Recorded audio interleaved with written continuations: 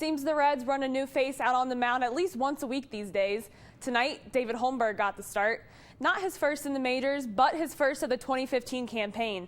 He started in 5 games last season for the Reds and posted a 4.80 ERA.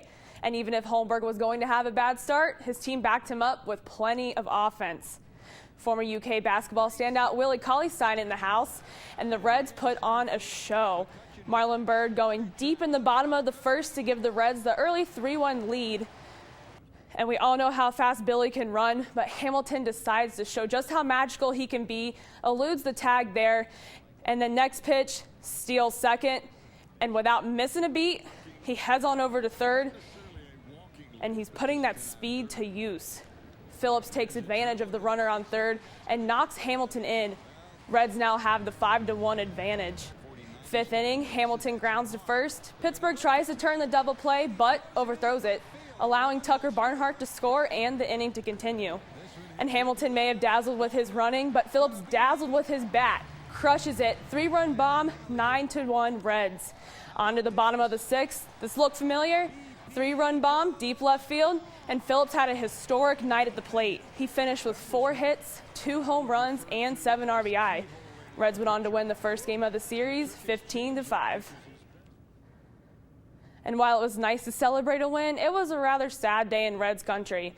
The Reds sent starting pitcher Johnny Cueto to Kansas City for 3 minor league pitchers. Cueto was a Cy Young runner-up and All-Star in 2014. He had a 92-63 overall record with Cincinnati, along with the 3.21 ERA. Cueto has been with the Reds since 2008, and it was a hard goodbye from teammates who have played with him all those years. But Reds GM Walt Jocketty is excited for Cueto to get a shot at a championship. Johnny's going to a great situation there. He has people that he'll know. He's got a team that's got a chance to go to the World Series, and as I told him, hopefully he gets a chance to pitch in the World Series and then see what happens. It's easier for me now to go out there and focus on what I do best, and that's go out there and pitch, because it was a little crazy for me, because I didn't know where I'm gonna, end up, and all the rumors and stuff like that. But finally, it's over, and I can focus on what I do.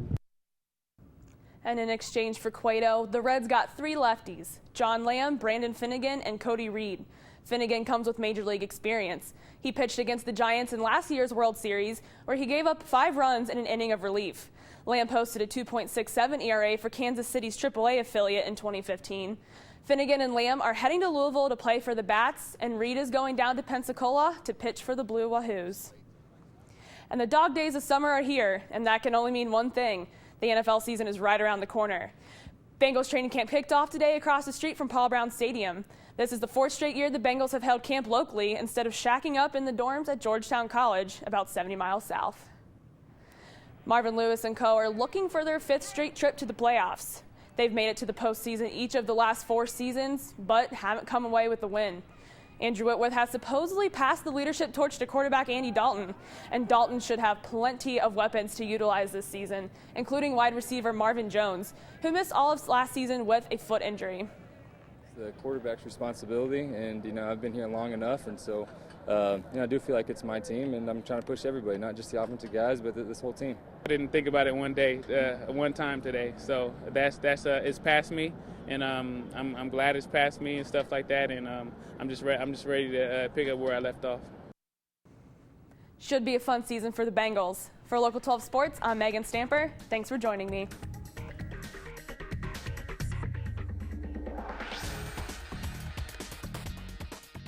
And as the Bengals wrap up the first week of training camp, they've been lucky to come away with mostly a clean bill of health. The only true scare of the week was defensive end Michael Johnson when he went down with a knee injury. He sprained his MCL and he's expected to miss 4 weeks. But with most of the offensive weapons back, this team knows better than anybody that they can be a force to be reckoned with this season.